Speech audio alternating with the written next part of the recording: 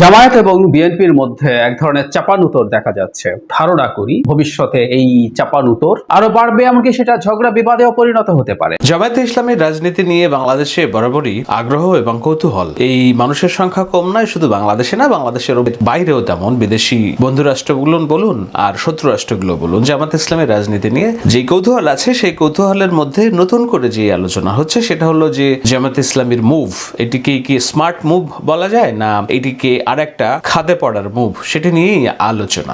দেশকে একটা স্থিতিশীল অবস্থায় না এনে নির্বাচনের পরিবেশ সৃষ্টি না করে যদি নির্বাচন হুট করে দিয়ে দেওয়া হয়, সেই নির্বাচন জাতির জন্য আরেকটা বিপর্যয় তো ডেকে আনতে। সেটি হলো দীর্ঘদিনের রাজনৈতিক জোট করা দুটি দল, যারা ফ্যাসিবাদের বিরুদ্ধে একসঙ্গে 16টি বছর যুদ্ধ করলো। সেই বাংলাদেশ জাতীয়তাবাদী দল বিএনপি ও বাংলাদেশ জামায়াত ইসলামী, এই দুটি দলের মধ্যে কি প্রকাশ্য দূরত্বটা প্রকাশ্যে চলে আসলো? আসসালামু আলাইকুম ওয়া রাহমাতুল্লাহি ওয়া বারাকাতুহু। দেশ ও দেশের বাইরে দূর দূরান্ত থেকে যারা ভিডিওটি দেখছেন এই মুহূর্তে তাদেরকে রিকোয়েস্ট করব, দয়া করে পুরো ভিডিওটি সম্পূর্ণ দেখবেন ধৈর্য সহকারে। খুবই গুরুত্বপূর্ণ এবং ইম্পর্টেন্ট একটি ভিডিও নিয়ে উপস্থিত হয়েছি আপনাদের মাঝে, প্রিয় দর্শক শ্রোতা মণ্ডলী। হ্যাঁ, সম্মানিত দর্শক শ্রোতা মণ্ডলী, আপনারা পুরো ভিডিওটি সম্পূর্ণ দেখবেন। খুবই গুরুত্বপূর্ণ একটি ভিডিও এটি। প্রিয় বন্ধুগণ, প্রকাশ্যে এবারে বিরোধিতায় জড়ালেন জামায়াত ইসলাম এবং বিএনপি। প্রিয় দর্শক শ্রোতা মণ্ডলী, জামাত বিএনপির সংঘাত শুরু, বিএনপি জামায়াতের সংঘাত শুরু, এবং কতদূর যাবে বিষয়টি সেটাই এখন দেখার অপেক্ষায় আছে। প্রিয় দর্শক শ্রোতা মণ্ডলী, জামায়াতের আমির তিনি বলছেন যে এমনটা যেন না হয়, আমরা দীর্ঘদিন পর এক জালিমের হাত থেকে রক্ষা পেয়ে, নিস্তার পেয়ে আর এক জালিমের হাতে যেন আমরা বন্দী হয়ে না যাই। জামায়াতের আমিরের এমনত বক্তব্য আপনারা কিভাবে দেখছেন? জামাতের নতুন রাজনীতি, জামায়াত কেন বিএনপিকে জালিম বলছে, এই বিষয়টি নিয়ে আমরা কয়েকটা বিশ্লেষণ দেখব, তারপরে কথা বলবো। আশা করি সঙ্গে থাকবেন আমাদের। সেটি হলো দীর্ঘদিনের রাজনৈতিক জোট করা দুটি দল, যারা ফ্যাসিবাদের বিরুদ্ধে একসঙ্গে 16টি বছর যুদ্ধ করলো। সেই বাংলাদেশ জাতীয়তাবাদী দল বিএনপি ও বাংলাদেশ জামায়াত ইসলামী, এই দুটি দলের মধ্যে কি প্রকাশ্য দূরত্বটা প্রকাশ্যে চলে আসলো, বা তাদের মধ্যে ভাঙন বা ভিন্ন মেরুতে অবস্থানের বিষয়টিকে স্পষ্ট হয়ে উঠলো? সাম্প্রতিককালে বিএনপির মহাসচিব মির্জা ফখরুল ইসলাম আলমগীর এবং জামায়াত ইসলামীর আমির ডাক্তার শফিকুর রহমানের পাল্টাপাল্টি বক্তব্য নিয়ে শুরু হয়েছে এই আলোচনা। বিএনপি মহাসচিব ভোট বিষয়ে যে সময়, যে কতদিনের মধ্যে ভোট হবে সে বিষয়ে দু একটা বক্তব্য দিয়েছেন। এই সরকারকে সমর্থন করেও তিনি সবসময় বলে আসছিলেন যে এই সরকারকে বিএনপি যৌক্তিক একটা সময় দিতে রাজি আছে, অর্থাৎ নির্বাচন অনুষ্ঠানের জন্য লেভেল প্লেইং ফিল্ড তৈরি করা, কিছু সংস্কার করা, প্রশাসন বা বিভিন্ন জায়গায় যে নিরপেক্ষতা সেটি আনার জন্য যে যৌক্তিক সময় প্রয়োজন, নিশ্চয়ই এই সরকার সে যৌক্তিক সময় নিবে এবং সেটা দিতে বিএনপির কোনো আপত্তি নেই। কিন্তু এই অন্তর্বর্তীকালীন সরকারের প্রধান উপদেষ্টা জাতির উদ্দেশ্যে দেয়া ভাষণে যখন বললেন যে কতদিন তারা থাকবেন, সে বিষয়ে বলছিলেন যে আমাদের প্রাথমিক নিয়োগকর্তা হচ্ছে ছাত্র জনতা, যাদের আন্দোলনের ফসল হিসেবে এই সরকারটি এসেছে। সুতরাং ছাত্র জনতা যখনই তাদের চাইবে না, তার থেকে একদিনও তারা বেশি থাকবেন না। অবশ্য পাশাপাশি এটিও বলেছেন যে এটি একটি রাজনৈতিক সিদ্ধান্ত, তারা কতদিন থাকবেন। কিন্তু ওই যে ছাত্র জনতা যতদিন চাইবে তার বেশি থাকবেন না, এই কথাটি নিয়েও কেউ কেউ সমালোচনা করছেন যে ছাত্র জনতা চাইছে কি চাইছে না সেটি নিরূপণের উপায় কি? তারা তো জনগণের ভোটে নির্বাচিত নন। তারপরেও একটি সুন্দর নির্বাচনের জন্য যে যৌক্তিক সময় লাগবে সেটিতে বিএনপির কোনো আপত্তি নেই, সেটা দল থেকে বারবার জানানো হয়েছে। কিন্তু সংস্কারের নামে যদি দীর্ঘমেয়াদী সময় হয়, কালক্ষেপণ করা হয়, সেটি নিয়ে বিএনপি মহাসচিবের একটু আপত্তির কথা তিনি তুলে ধরেছেন। 24 আগস্ট বিএনপি মহাসচিব মির্জা ফখরুল ইসলাম আলমগীর বলেছেন যে কয়েকজন ব্যক্তির সংস্কারে তার বিশ্বাস নেই। নির্বাচন নিয়ে তিনি দ্রুত সংলাপের দাবি জানিয়েছেন এবং নির্বাচন বিষয়ে তার বিএনপির প্রত্যাশা ছিল যে প্রধান উপদেষ্টা তার ভাষণে একটি তাদের যে কাজের যে রোড ম্যাপ, সেটি প্রকাশ করবেন, কিন্তু সেটি করেননি, সেই সমালোচনা করেছেন। কিন্তু এই বিএনপি মহাসচিবের এই সমালোচনার জবাবে জামায়াতের আমির বিএনপির নাম উল্লেখ না করলেও তার কথাগুলো যে বিএনপিকে নিয়ে বলা, সেটা বুঝতে কারো অসুবিধা হয় না। তিনি বলেছেন, এখন জাতি বহুমুখী সংকটে, একদিকে শহীদ পরিবারগুলো আহাজারি করছে, আহতরা হাসপাতালের বেডে কাতরাচ্ছে, পাহারা, হাতহারা, চোখহারা, কি কষ্টের মধ্যে তারা আছে। আবার ইতিমধ্যে বন্যার ভয়াবহতা শুরু হয়েছে। যারা জনগণের জন্য রাজনীতি করে, রাজনীতি তো জনগণের জন্য, তাদের তো উচিত এই বিপন্ন মানুষের পাশে দাঁড়ানো। এই সময়টায় ওখানে না দাঁড়িয়ে যদি নির্বাচন নির্বাচন নির্বাচন জিকির করলে জাতি তা কবুল করবে? বিএনপির সঙ্গে জোটে না যাওয়ার কথা জানিয়ে দলটির বিরুদ্ধে দখলবাজির অভিযোগও এনেছেন জামায়াতের আমির ডাক্তার শফিকুর রহমান। তিনি বলেছেন, নির্বাচন ওনাদের লাগেও তো না, যেখানে যা দখল করা, ফুটপাত থেকে ফকিরের বাণিজ্য পর্যন্ত সব ওনারা নিয়ে নিয়েছেন।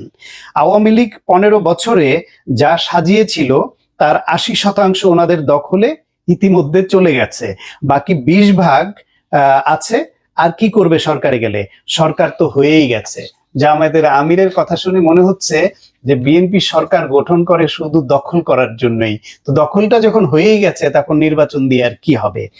এর জবাবে বিএনপি মহাসচিব 28 আগস্ট বলেছেন যে যাদের জনসমর্থন নেই, জনগণ মনে করে না যে এরা সরকার চালাতে পারবে, তারা এ ধরনের বিভিন্ন চিন্তা ভাবনা করে।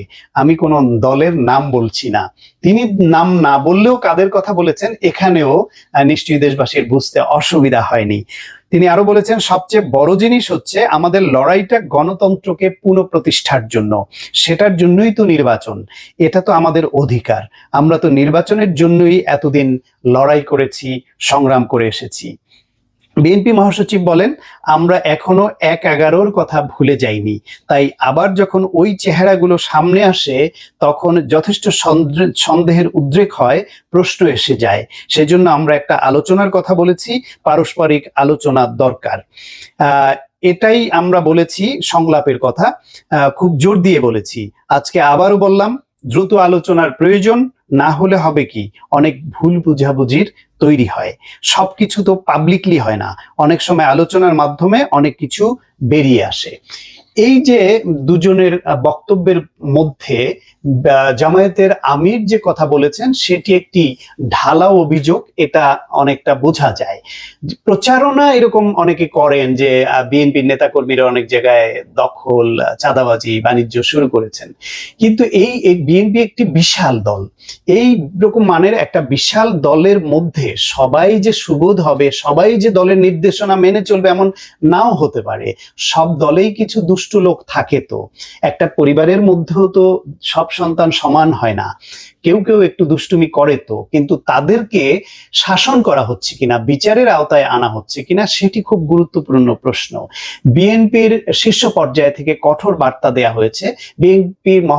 বিএনপির চেয়ারপারসন বেগম খালেদা জিয়া তার বক্তব্যেও সবাইকে ধৈর্য ধারণ করবার জন্য এবং ক্ষমা, প্রতিহিংসা নয়, সেই আহ্বান জানিয়েছেন।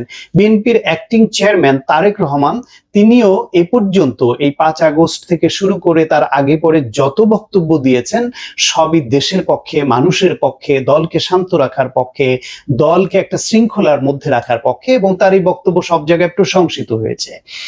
তার প্রেক্ষিতেই দলটি অনেকটা সংযত আচরণও করছে। বিএনপি এই সরকার, আওয়ামী লীগ সরকার পতনের পরে এবং তাদের নেত্রী পালিয়ে যাওয়ার পরে, যেখানে আওয়ামী লীগের নেতারাই আশঙ্কা করেছিল যে পতনের পরে এক রাতেই 10 লক্ষ লোক খুন হবে তাদের, 2 লাখ, 3 লাখ, 5 লাখ, অনেকে বলেছে লাখের নিচে কেউ নামেনি। অথচ বিএনপি তাদের নেতাকর্মীদেরকে এইভাবে বুঝিয়ে শান্ত রাখতে পেরেছে বলেই 5 আগস্ট এই সরকারের পতনের পরে, গণহত্যার মুখে পতনের পরে, বিএনপির কোন নেতা বা কর্মীকে, আওয়ামী লীগের কোন নেতা বা কর্মীকে বিএনপির কোন নেতা কর্মী খুন করেছে, হত্যা করেছে, এরকম কিন্তু শোনা যায়নি। অথচ তারা যেই নিপীড়ন করেছে আওয়ামী লীগ এই বিএনপির উপরে, এটা কিন্তু তারাই আতঙ্কে ছিলেন, আওয়ামী লীগের নেতাকর্মীরাই আতঙ্কে ছিলেন, কিন্তু সেটি ঘটেনি।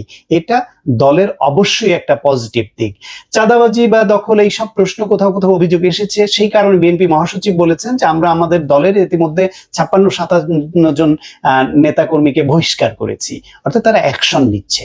কিন্তু তারপরেও জামায়াত ইসলামী প্রকাশ্যে এইভাবে তাদের দীর্ঘদিনের মিত্র এবং ফ্যাসিবাদের বিরুদ্ধে একসঙ্গে যুদ্ধ করা একটি বড় রাজনৈতিক দল, বড় সঙ্গী, তার বিরুদ্ধে প্রকাশ্য অভিযোগ এনেছেন। নিশ্চয়ই এর পেছনে কোনো একটা রাজনীতি আছে। এই রাজনীতিটা কি? মির্জা ফখরুল ইসলাম আলমগীর বলেছেন যে ছোট দল, নির্বাচনে তারা জিতবে না বা ওরকম খুব ভালো ফল করার আশাও নেই, সুতরাং তারা ভিন্ন কোনো উদ্দেশ্য থাকতে পারে। সেই উদ্দেশ্যটা কি? 111-এর কথাও মনে করিয়ে দিয়েছেন যে 111 সরকারের আচরণ, সেই দিকে যাতে এই সরকার যেতে না পারে। এবং এই প্রসঙ্গে 111 আসার পরে জামায়াত ইসলামীর আচরণটাও যদি আমরা একটু মাথায় নেই, তাহলে কি হয়েছিল? তখন বিএনপি, তার ইমিডিয়েট আগে বিএনপি ক্ষমতায় ছিল, সুতরাং বিএনপি তখন ক্ষমতাচ্যুত হলো, তাদের নেতা কর্মীদের ব্যাপক হারে গ্রেফতার, মামলা চলতে থাকলো। বিএনপি নেত্রী এবং আওয়ামী লীগের নেত্রী দুজনকেই জেলে নেওয়া হলো।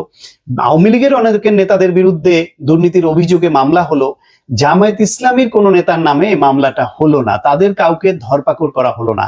জামায়াত ইসলাম ভাবলো যে বিএনপি আওয়ামী লীগ দুটোই দুর্নীতির অভিযোগে বিপর্যস্ত হচ্ছে, গ্রেফতার, হামলা মামলায় 111 সরকারের, সুতরাং আমরা যেহেতু দুর্নীতির অভিযোগে অভিযুক্ত হইনি, গ্রেফতার হামলা মামলার মধ্যে পড়িনি, সুতরাং আমরা মনে হয় এই সুযোগে বিএনপি জামাতের থেকে খুব ভালো করে বসবো। এই চিন্তা থেকে তারা তাদের মতো করে ওই বিভিন্ন দলের বিরুদ্ধে ঠিক এখনকার মতো এরকম কথা বলেছিল।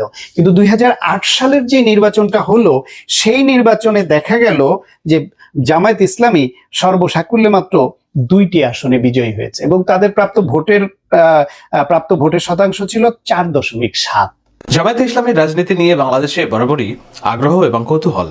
এই মানুষের সংখ্যা কম নয়, শুধু বাংলাদেশে না, বাংলাদেশের বাইরেও তেমন। বিদেশি বন্ধু রাষ্ট্রগুলো বলুন আর শত্রু রাষ্ট্রগুলো বলুন, জামায়াত ইসলামের রাজনীতি নিয়ে যে কৌতূহল আছে, সেই কৌতূহলের মধ্যে নতুন করে যে আলোচনা হচ্ছে সেটা হলো যে জামায়াত ইসলামীর মুভ, এটিকে কি স্মার্ট মুভ বলা যায়, না এটিকে আরেকটা খাদে পড়ার মুভ, সেটা নিয়েই আলোচনা।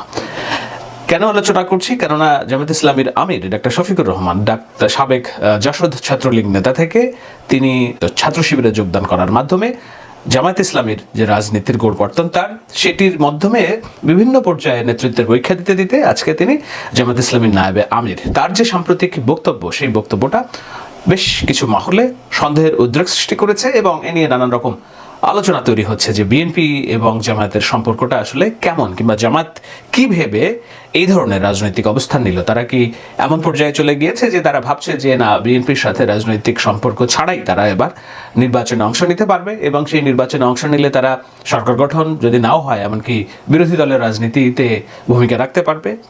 এটার বাস্তবতা, পক্ষে বিপক্ষের যুক্তি নিয়ে নানান রকম কথা আছে, সেগুলোই আজকের আলোচনার বিষয়। আমাদের লোকেরা মাঝে মাঝে জিজ্ঞেস করে যে বিএনপির সাথে আমরা আবার জোটে যাব কিনা। আপনারা কি মনে করেন, যাওয়া দরকার? এগুলো আমরা সবাই চোখের সামনে দেখছি না। আজকে যদি একজন রিক্সাওয়ালাকে জিজ্ঞেস করা হয়, ভাই তুমি বলো তো এদেশে নির্বাচনটা কখন হওয়া উচিত, সেও একটা জবাব দিবে না? এখন সবাই কিন্তু সচেতন, কিন্তু আবার অস্থিরতা আবার শুরু হয়ে গেছে। এই গত পরশু দিন আবার ওনারা নির্বাচনের রোড ম্যাপ চেয়ে বসেছে। শফিকুর রহমান আরো বেশ কিছু কথা বলেছেন, সেগুলো নিয়েই আমি আলোচনা করব। তবে তার আগ দিয়ে চলুন যে এই যে নির্বাচনী রোডম্যাপের ঘোষণাটার প্রেক্ষাপট কি, সেটা হলো ডক্টর মোহাম্মদ ইউনূস, তত্ত্বাবধায়ক অন্তর্বর্তী সরকারের উপদেষ্টা, তিনি তার জাতির উদ্দেশ্যে দেওয়া ভাষণে বলেছেন যে অনেকে জিজ্ঞেস করেন নির্বাচন কখন হবে। এই প্রশ্নটার উত্তর তো আসলে আপনারা, এটা একটা রাজনৈতিক সিদ্ধান্ত। একটা বিষয়ে সবাই জানতে আগ্রহী, কখন আমাদের সরকার বিদায় নেবে। এটার জবাব আপনাদের হাতে। কখন আপনারা আমাদেরকে বিদায় দেবেন? আমরা কেউ দেশ শাসনের মানুষ নই। আমাদের নিজ নিজ পেশায় আমরা আনন্দ পাই। দেশের সংকটকালে ছাত্রদের আহ্বানে আমরা এই দায়িত্ব গ্রহণ করেছি। আমরা সমস্ত শক্তি দিয়ে দায়িত্ব পালন করব। আমাদের উপদেষ্টা মন্ডলীও এই লক্ষ্যে উদ্বুদ্ধ হয়ে সবাই মিলে একটা টিম হিসেবে কাজ করে যাচ্ছি। কখন নির্বাচন হবে সেটা সম্পূর্ণ রাজনৈতিক সিদ্ধান্ত, আমাদের সিদ্ধান্ত নয়। দেশবাসীকে ঠিক করতে হবে আপনারা কখন আমাদেরকে ছেড়ে দেবেন। আমরা ছাত্রদের আহ্বানে এসেছি, তারা আমাদের প্রাথমিক নিয়োগকর্তা। দেশের আপামর জনসাধারণ আমাদের নিয়োগ সমর্থন করেছে। আমরা ক্রমাগতভাবে সবাইকে বিষয়টি স্মরণ করিয়ে যাব, যাতে হঠাৎ করে এই প্রশ্ন উত্থাপিত না হয় আমরা কখন যাব। ডক্টর ইউনূসের এই বক্তব্য যথেষ্ট শুভঙ্করের ফাঁকি। কেন ফাঁকি সেটি নিশ্চয়ই আমি আলোচনায় বলবো, তবে এই বক্তব্যের প্রেক্ষিতে তার প্রতি উত্তরে যেসব রাজনৈতিক দল মন্তব্য করেছেন, বলাই বাহুল্য আওয়ামী লীগের রাজনীতি তো বাংলাদেশে নাই আপাতত। জামায়াতে ইসলামী তারা বলেছেন যে তারা এই অন্তর্বর্তী সরকারের উপদেষ্টার বক্তব্যে সন্তুষ্ট, কিন্তু বিএনপি বলেছে যে সবকিছুই ভালো আছে, কিন্তু আমরা ভেবেছিলাম একটা নির্বাচনের রোড ম্যাপ অন্তর্বর্তীকালীন সরকারের প্রধান ঘোষণা করবেন। এখন এই রোড ম্যাপটারই বিরোধিতা করছে জামাত ইসলামী। কেন সেটি নিয়ে যৌক্তিক প্রশ্ন তোলা উচিত বলে আমি মনে করি। কেন মনে করি যে রোড ম্যাপ কি আর নির্বাচন কি দুটি সম্পূর্ণ ভিন্ন বিষয়। এটা ঠিক, বিএনপি এই অন্তর্বর্তী সরকারের দায়িত্ব গ্রহণের আগেই শেখ হাসিনা সরকারের পতনের পরে তারাদের পল্টনে সমাবেশ করেছিল, সেখান থেকে নির্বাচনের দাবি তুলেছিল, দ্রুত নির্বাচনের দাবি তুলেছিল। সেই দাবি থেকে তারপরে তারা সরে এসেছে।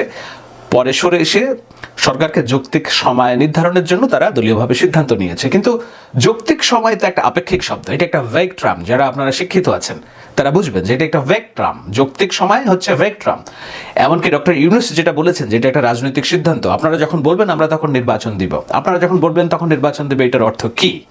তার মানে কি ডক্টর ইউনূস চাচ্ছে যে তার বিরুদ্ধে আবার বিএনপি কিংবা আওয়ামী লীগ কিংবা জামাত ইসলাম সম্মিলিতভাবে নির্বাচনের দিন তারিখ ঘোষণার জন্য আন্দোলন শুরু করুক, যেটা হয়েছিল 2007 তত্ত্বাবধায়ক সরকারের আমলে? নিশ্চয়ই আপনাদের মনে আছে, তাই তো? 2006 বিএনপি সরকারের চলে যাওয়ার পর যে তত্ত্বাবধায়ক সরকার গঠিত হয়, একাগ্র সরকার আমরা যেটাকে বলি, সেই একাগ্র সরকারেও নির্বাচনের দিনক্ষণ নিয়ে তাদের কতদিন ক্ষমতায় থাকবে সেটি নিয়ে কোনো রকম স্পষ্ট জবাব তাদের ছিল না। সেই স্পষ্ট জবাব না থাকার প্রেক্ষিতে তারা এমনভাবে ফ্রি স্টাইলে সরকার পরিচালনা করতে থাকে যে একটা সময়ে বিএনপি, আওয়ামী লীগ, জামাত ইসলামী সবাই বীতশ্রদ্ধা হয়ে যায় এবং একটা পর্যায়ে তারা নানান রকম আন্দোলন শুরু করে। সেই আন্দোলনে সেনাবাহিনীর অনেক কর্মকর্তাকে রাস্তায় নাজেহাল হতেও আমরা দেখেছি। ঢাকা বিশ্ববিদ্যালয়ের ছাত্ররা সেনাবাহিনীর সদস্যদেরকে ধাওয়া পাল্টা ধাওয়া দিয়েছে, সে ধরনের ঘটনাও জানি। এবং একটা দীর্ঘমেয়াদী সময়ে যখন সেনাবাহিনীর সদস্যরা মাঠের রাজনীতি কিংবা মাঠ পরিচালনা করেন, তখন তারাও নানান রকম দেন দরবার, নানান রকম লোভনীয় অফার, নানান রকম কার্যক্রমের সাথে ইনভলভ হয়ে যান, যেটাতে তাদের অভ্যন্তরীণ বাহিনীতে দ্বন্দ্ব প্রকট হতে শুরু করে এবং প্রকাশ্য রূপ নিতে পারে। এটা একটা সংখ্যা, এবং সেই সংখ্যার বাস্তবতা হলো অবশ্যই যে আমরা বিডিআর বিদ্রোহের কথা জানি, পিলখানা হত্যাকাণ্ডের কথা বলি, যেখানে 57 জন সামরিক কর্মকর্তা জওয়ান নিহত হয়েছিলেন এবং সেটি এখনও এই দগদগে ঘা আছে। সেটার পেছনে অনেকখানি আমরা বলি যে রাজনৈতিক ইন্ধন, কিন্তু এটাও ঠিক যে মাঠ পর্যায়ে যেসব কর্মকাণ্ড, অর্থনৈতিক কর্মকাণ্ড পরিচালিত হতো, চাল ডাল কর্মসূচি এবং অন্যান্য, সেখানে হিসাবের দেন দরবারে কিছু ঘাটতি ছিল বলে অভিযোগ সেই সময়কার বিডিআর পরিবারগুলোর তরফ থেকে তোলা হয়েছিল। আমরা জানি না এটার তদন্তটা কোন পর্যায়ে, যেহেতু শেখ হাসিনা সরকার এটা তদন্ত প্রক্রিয়া আগাতে দেয়নি। এখন এই উন্মুক্ত সময় নিশ্চয়ই তদন্ত প্রক্রিয়াটা আগাবে এবং এ নিয়ে পক্ষে বিপক্ষে নানা রকম কথা হচ্ছে। কিন্তু আমি যেই প্রেক্ষিতে আলোচনাটা তুলেছি সেটি হলো যখন দীর্ঘমেয়াদী একটা আর্মি অর্থাৎ একেবারে প্রশিক্ষিত অস্ত্রধারী বাহিনী যখন মাঠে থাকে, সিভিল প্রশাসনের মাঠে থাকে, তাদের সাথে নানা রকম দ্বন্দ্ব তৈরি হয়, নানা রকম বিভেদ তৈরি হয়। যে বিভেদটা আমরা এরই মধ্যে দেখেছি বা খাগড়াছড়ি না রাঙ্গামাটিতে কোন জায়গায় 3 জন পুলিশ সদস্যকে পেটানোর ঘটনা ঘটেছে। কেন? একজন আর্মি কর্মকর্তাকে সালাম দেওয়া হয় নাই, কনস্টেবলের 3 কনস্টেবলস নাকি সালাম দেয় না সেই অজুহাতে। তো এই ঘটনাগুলো তো স্পর্শকাতর এবং দীর্ঘমেয়াদী। আমরা বারবার বলি যে বাংলাদেশ আর্মি হলো এমন দেশপ্রেমের জায়গা এবং আমরা এই বাহিনীটাকে অন্তত এমন জায়গায় অক্ষত রাখতে চাই যেখানে সাধারণ মানুষের যে ভাবনা, সাধারণ মানুষের যে শ্রদ্ধাবোধ এবং আশা ভরসা সেটি যেন সমুন্নত থাকে। কিন্তু সেই সমুন্নত থাকার পথে সবচেয়ে বড় বাধা হয়ে দাঁড়ায় তখন যখন দীর্ঘমেয়াদীভাবে তারা রাজপথে অবস্থান করে এবং মানুষের সাথে দ্বন্দ্বে জড়ায়। রাজনীতি অনেক কঠিন জায়গা, এখানে নানান রকম মত পথ এবং স্বার্থন্বেষী মহল, সুবিধাবাদী মহল, দেশপ্রেমিক মহল, সবার একটা সম্মেলন থাকে। এই পথটাতে যারা চলেন তারা জানেন কিভাবে এই পথটিতে মিলিয়ে চলতে হয়। আমাদের রাজনৈতিক যে বন্দোবস্ত, আমাদের যে রাজনৈতিক কালচার, সেই রাজনৈতিক কালচার আমরা স্বপ্ন দেখি, স্বপ্ন দেখতে দোষ নেই, আমিও স্বপ্ন দেখি যে না এটা একদম ফুলের মতো পুত পবিত্র হবে, একেবারে সুইজারল্যান্ডের মুক্ত বাতাসের মতো আর কি সৌন্দর্য পরিমণ্ডিত হবে। কিন্তু বাস্তবতা খুব কঠিন। কঠিন বলেই আপনারা দেখছেন যে না, আজকে অন্তর্বর্তীকালীন সরকার দায়িত্ব নিয়েছে, প্রায় 20 দিন হলো। এই 20 দিনের আগে আরও অন্তত 7 থেকে 10 দিন কোনো রকম সরকারবিহীন চলেছে বাংলাদেশ। 10 দিন সরকারবিহীন বলতে আমি বুঝিয়েছি যে পুলিশবিহীন চলেছে, আইন শৃঙ্খলা বাহিনী ছিল না, শিক্ষার্থীরা দায়িত্ব নিয়েছেন। তো এই 20 দিনেই আমরা দেখতে পাচ্ছি যে প্রশাসনের যে জট, সেটি যদি না বলি সেটা একটা সত্যের অপপ্লাপ হয়ে যাবে। আমরা দেখছি যে রাস্তাঘাটে আইনশৃঙ্খলা বাহিনী নামমাত্র ভূমিকায় দায়িত্ব পালন করছে না বললেই চলে। প্রশাসনের কোনো টেবিলের ফাইল নড়চড় হচ্ছে না। যেভাবে পারছে রাজনৈতিক দলের দাবি নিয়ে, অরাজনৈতিক দাবি নিয়ে মাঠে দখল করার চেষ্টা করছে। কেন এগুলো হচ্ছে সেগুলোর কারণ অনুসন্ধান করলেই বোঝা যাবে যে নির্বাচনী রোডম্যাপটা কেন গুরুত্বপূর্ণ। দেখুন, প্রশাসন যখন এই যে লক্ষ লক্ষ মানুষের যেই রাষ্ট্রযন্ত্র, সেই রাষ্ট্রযন্ত্রটা একটা ফ্যাসিবাদের রেখে যাওয়া রাষ্ট্রযন্ত্র। এটা প্রত্যেকটা লেয়ারে ছাত্রলীগ যুবলীগের কর্মীরা বসে আছেন, সাধারণ মানুষও আছেন। পুলিশের প্রত্যেকটা লেয়ারে ছাত্রলীগ যুবলীগের কর্মীরা আছেন, সাধারণ দেশপ্রেমিক লোকজনও আছেন। তো এই পুলিশ, বিজিবি কিংবা প্রশাসন যারা চালায়, তারা কি একটা অন্তর্বর্তীকালীন সরকারের নির্দেশ পালন করে একেবারে যেভাবেই আছে দায়িত্বটা 100% দিবে, না তাদের ভিতরেও দ্বিধাদ্বন্দ্ব আছে যে না, আমরা আদৌ জানি না এই সরকার কদিন থাকবে এবং এই সরকারের আমলে কি আচরণ আমরা করব, তার প্রেক্ষিতে পরবর্তী সরকার আমাদের উপরে ব্যবস্থা নেবে, সেটা হোক শাস্তিমূলক ব্যবস্থা, সেটা হোক প্রশংসামূলক ব্যবস্থা। প্রশাসনে যারা আছে, পুলিশে যারা আছে, তারা সবাই জানেন যে এই সরকার চিরস্থায়ী বন্দোবস্তের সরকার না, এটা একটা অন্তর্বর্তীকালীন সরকার। সুতরাং আজকের যে অস্থিরতা, আজকের যে অরাজকতা, সেটি ডক্টর ইউনূসের সরকারের সামগ্রিকভাবে আমরা যদি বলি যে ব্যর্থতা, সফলতার সময় এখনো আসেনি, কিন্তু আমরা স্পষ্ট দেখতে পাচ্ছি যে এটা একটা অরাজক রাষ্ট্র চলে এসেছে। ছাত্র সমন্বয়কদের একজন একটি স্ট্যাটাস লিখেছেন, তিনি লিখেছেন যে বাংলাদেশ রাষ্ট্রটি চলছে এখন ফেসবুকের মাধ্যমে, আর ফেসবুক চলছে মবের মাধ্যমে। তো এই মব যখন রাষ্ট্র চালায়, ফেসবুক যখন রাষ্ট্র চালায়, তখন রাষ্ট্র ফাংশন করে না। এটা খুব বিপজ্জনক, আসলেই বিপজ্জনক। আমরা একটা বিপজ্জনক পথ অবতরণ করছি। সেই পথে আমাদের যে ফেসিবাদের বিতরণের পর যে সময়টুকু আছে আমাদের হাতে, সেই সময়ে আমরা চেষ্টা করছি সময় ধৈর্য ধরে এই সরকারকে সহযোগিতা করতে। আপনাদের সে ভুলে যাওয়ার কথা না, আমি এর আগের কয়েকটি আলোচনা ধারাবাহিকভাবে বলেছি যে এই সরকারকে সময় দিতে হবে, আমাদের কিছু হিসাব নিকাশ আছে এবং সেই সময়টা যৌক্তিক হতে হবে। অবশ্যই এমন না যে অনন্তকালের জন্য তারা ক্ষমতায় বসে থাকবে, কেননা বাংলাদেশ নামক রাষ্ট্রটি পলিটিক্যাল পার্টি ছাড়া এই রাষ্ট্রের শৃঙ্খলা আমরা যেভাবে কল্পনা করি সেটি খুবই একটা রোমান্টিক চিন্তা, এটি আমি অন্তত নিশ্চিতভাবে বলতে পারি। আমরা এই রাষ্ট্রের সংস্কার চাই, যেই সংস্কারগুলো চাই সেই সংস্কারগুলো সুদূর পরাহত এবং সেই সংস্কারগুলোর পথে অনেক অন্তরায় আছে। এই কারণে যে সংবিধান যদি আপনি সংস্কার না করেন, সংবিধান যদি আপনি পরিবর্তন না করেন, ভেঙে না ফেলে দেন, তাহলে কোনো সংস্কারই আসলে সংস্কার না। আমরা যতদূর জানি এই সরকার সংবিধান সংস্কারের পথে হাত দিবে না, সংবিধান ছুঁড়ে ফেলে দেওয়ার কোনো পরিকল্পনাও নেই। সুতরাং সংবিধান যদি আপনি পরিবর্তন চান কিংবা সেখানে যদি ফ্যাসিবাদের বিকল্প রাষ্ট্র তৈরির বিধান যুক্ত করতে চান, আপনাকে জন ম্যান্ডেট নিয়েই আসতে হবে। যেহেতু বিপ্লবের ম্যান্ডেটকে ডক্টর ইউনূসের সরকার প্রত্যাখ্যান করেছে, তারা সেই পথে যাচ্ছে না। বিপ্লবের ম্যান্ডেট হলে কি হয়? সংবিধান ছুঁড়ে ফেলে দিয়ে নিজেরাই সংবিধান তৈরি করে। আমরা সেই দাবির কথা বলেছিলাম, কিন্তু সরকার এখনো পর্যন্ত যেটা চলছে সেটা হলো এই বর্তমান সংবিধানকে কিভাবে সামনে রেখে আগানো যায় সেটা। তো সংবিধানই যদি আপনি সংস্কার না করবেন, রাষ্ট্রই যদি আপনি সংস্কার না করবেন, শুধুমাত্র প্রাতিষ্ঠানিক রদবদল দিয়ে আপনি রাষ্ট্র সংস্কার করবেন এবং সেই রাষ্ট্র সংস্কারের জন্য যতদিন আপনি সময় চান ততদিন আপনি সময় আপনাকে দেয়া হবে যদি আপনারা এই ভাবনা ভেবে থাকেন, সেটা তো একটা ভুল ভাবনা। সে কারণেই এসেছে যে একটি রোডম্যাপের অর্থ এই না যে কালকে নির্বাচন দিন। তত্ত্বাবধায়ক সরকারের অন্তর্বর্তী উপদেষ্টা ডক্টর ইউনূস কিংবা যারা দায়িত্বে আছেন তাদের তো নিশ্চিত করে বলতে হবে যে আমরা ক্ষমতায় থাকবো 2 বছর, এই 2 বছরের মধ্যে আমরা এই কাজগুলো সংস্কার করব। অথবা আমরা 3-3.5 বছর ক্ষমতায় থাকবো, তার মধ্যে আমরা এই কাজগুলো সংস্কার করব। অথবা আমরা 1 বছর ক্ষমতায় থেকে আমরা বেসিক সংস্কারটা করে একটা রাজনৈতিক দলের কাছে কিংবা একটা নির্বাচনের মাধ্যমে আমরা চলে যাব। দেখুন, ডক্টর ইউনূসের বয়স 84 বছর, তিনি চাইলেও অনন্তকাল ক্ষমতায় থাকার মতো শারীরিক সক্ষমতা তার নেই। আর যারা অন্যান্য উপদেষ্টারা যোগ দিয়েছেন এই সরকারে ডক্টর ইউনূসের নেতৃত্বে, তারা কিন্তু এই প্রলোভনে যোগ দেন নাই যে না চিরস্থায়ীভাবে তারা এই ক্ষমতায় থাকবেন। তারা সংবিধানের মধ্যে থেকে রাষ্ট্রের প্রয়োজনীয় কাঠামোগত সংস্কার করে যেন একটা নির্বাচন করা যায় যেখানে লেভেল প্লেইং ফিল্ড থাকবে, সবাই সমান অংশগ্রহণের সুযোগ পাবে, সমানভাবে নিজেদের প্রভাব বিস্তারের সময় পাবে, সেই জায়গাটা তারা করবেন এবং অন্যান্য প্রাতিষ্ঠানিক সংস্কার করে একটা নির্বাচন দিবেন। সেটার যেই প্রস্তাবনা, সেইটার যে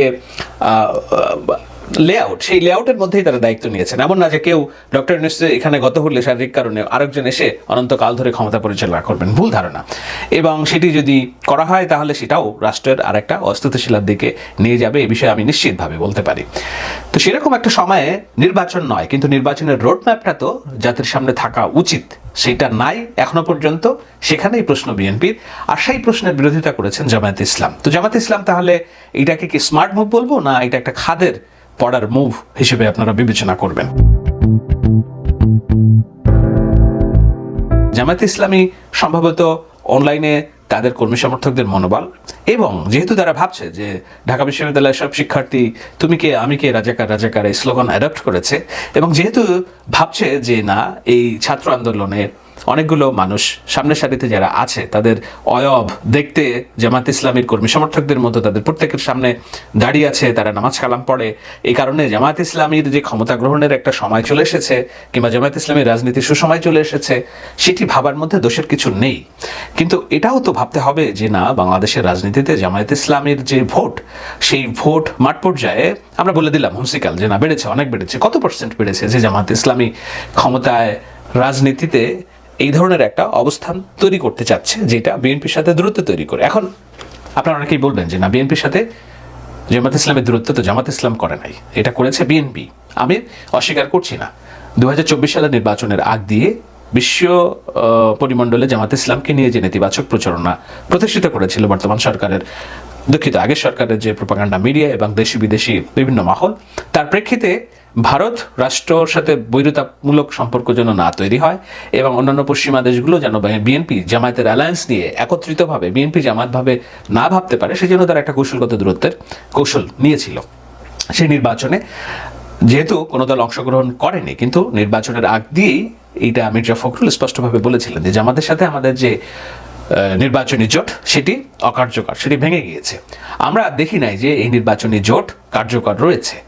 এক অর্থে জামাতে ইসলামের সাথে বিএনপির যে দূরত্ব সেটি তৈরি হয়েছে বহু আগে, 2024 সালের নির্বাচনের আগে, 2023 সালের মাঝামাঝি সময়ে। তো এই সময়ে আবার তাহলে জামায়াতের ইসলাম যে বিএনপির রাজনীতির বিরোধিতা করবে সেটাই স্বাভাবিক আপনাদের হিসাবে। নতুন করে কেন প্রশ্ন উঠবে যে জামায়াতের রাজনীতির মুভ স্মার্ট কিনা, বিএনপির সাথে এই যে দূরত্ব তারা কেন করছে? তারপরেও প্রশ্নটা আসে এই কারণে যে জামায়াত বাংলাদেশের রাজনীতিতে 2001 সালে যে বিএনপি সরকার গঠন করেছিল মূলত 4 দলীয় জোট গঠন করে, এবং সেখানে নিরঙ্কুশ বিজয় অর্জন করেছিল, যার প্রেক্ষিতে জামায়াত ইসলামী বাংলাদেশের রাজনীতিতে সরকারে তাদের অংশগ্রহণ নিশ্চিত করে, যেটা এই উপমহাদেশের দেশে 150 বছরের জামায়াত ইসলামীর যে রাজনীতির ইতিহাস সেখানে কোনোদিন হয়নি। জামায়াত ইসলামীর মূল প্রবক্তা, জামায়াত ইসলামীর মূল রাজনীতি প্রতিষ্ঠিত হওয়ার কথা ছিল যেখানে পাকিস্তানে, সেটা হয়নি। জামায়াত ইসলামীর মূল প্রবক্তা আবুল আলা মাউদুদি, তার যে মতবাদ, সেই মতবাদ অনুযায়ী ভারতেও জামায়াত ইসলামের কোনো অবস্থান নেই। বাংলাদেশে 150 বছরের রাজনীতিতে জামায়াত ইসলামিক রাজনৈতিক দলটির যে মতবাদ কিংবা যে ভাবাদর্শ, তার একমাত্র সফল চারণভূমি কিছুটা হলেও হয়েছে বাংলাদেশে। সেই সফলতার সবচেয়ে বড় প্রাপ্তিটা তারা পেয়েছিল 2001 সালের নির্বাচনের পরে, যেটা বিএনপির সাথে নির্বাচনে যাওয়ার প্রেক্ষিতে তারা সরকারের মন্ত্রিত্বের অংশীদার হয়েছিল।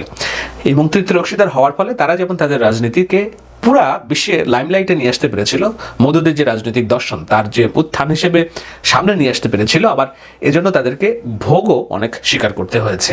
আওয়ামী লীগ তাদেরকে প্রতিহিংসা রাজনীতির বশবর্তী হয়ে রাজনৈতিক নেতৃবৃন্দকে ফাঁসিতে ঝুলিয়েছে, বিচারিক হত্যাকাণ্ড নিশ্চিত করেছে, যেগুলো নিয়ে আমরা সবাই সরব ছিলাম, কথা বলেছি।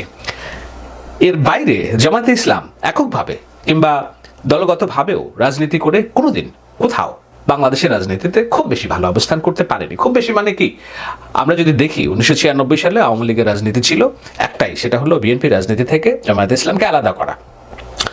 বিএনপির সাথে জামাতকে যদি আলাদা করা যায় তাহলে আওয়ামী লীগ সবসময় নির্বাচনে জয়ী হয়, এটি হিসাব। কিন্তু বিএনপি থেকে যদি জামাতকে আলাদা করা হয় তাহলে জামায়াত ইসলামী কতখানি জয়ী হয় সেটির তো পরীক্ষা একবার 1996 সালে হয়েছে। জামায়াত ইসলামী 300 আসনের মাধ্যমে মাত্র 3টি আসনে জয়লাভ করেছে। সেই কারণে বাধ্য হয়ে তারা 2001 সালে আবার নির্বাচনে জোট করেছে এবং সরকার গঠন করেছে। আজকে প্রায় 24 বছর পরে এসে, এর আগে যে কয়েকটি নির্বাচন হয়েছে জামায়াত ইসলামী নির্বাচনে অংশগ্রহণ করেনি, বিএনপি করেনি। এমনকি 2008 সালের নির্বাচন, যে নির্বাচনটা তত্ত্বাবধায়ক সরকার একাগ্র সরকার হয়েছিল, বিএনপিটা বর্জন করতে চেয়েছিল। জামায়াত ইসলামীর চাপাচাপির কারণে তারা নির্বাচনে যায়। নির্বাচনে যাওয়ার পরে যেই রাষ্ট্রের সুনির্দশা, রাজনীতির যে সুনির্দশা, ফ্যাসিবাদ যে চুপে চেপে বসা, সেগুলো আমরা দেখেছি। তো এগুলো রাজনীতির ঐতিহাসিক ভুল। এখন কিছু কিছু সময় রাজনৈতিক সিদ্ধান্ত ভুল ফলাফল দিবে, কিছু সময় সঠিক ফলাফল দিবে। 1996 সালে বিএনপির সাথে আলাদা হয়ে জামায়াত ইসলামী রাজনীতি করে 3টি নির্বাচন, 3টি সংসদীয় আসনে জয়লাভ করেছিল। বিনিময়ে তারা আওয়ামী লীগকে সরকার গঠনের সুযোগ দিয়েছিল। আজকে 2024 সালে এসে বিএনপির বিরুদ্ধে রাজনীতি করে জামাত ইসলাম সম্ভবত বাংলাদেশের রাজনীতিতে আলাদা একটা সত্তা তৈরি করতে যাচ্ছে, ভূমিকা তৈরি করতে যাচ্ছে, আলাদা একটা পথ চলা তৈরি করতে যাচ্ছে। এটি এক হিসেবে ভালো। যারা বিএনপি করেন তাদের অপছন্দ হলেও, অথবা জামাত যারা করেন তাদের অপছন্দ হলেও, আমার মনে হয় যে এটির মধ্য দিয়ে জামাত ইসলামী তারা যে সক্রিয় রাজনৈতিক দল সেটির মতাদর্শ তারা প্রতিষ্ঠা করার জন্য সংগ্রাম চালিয়ে যেতে পারে।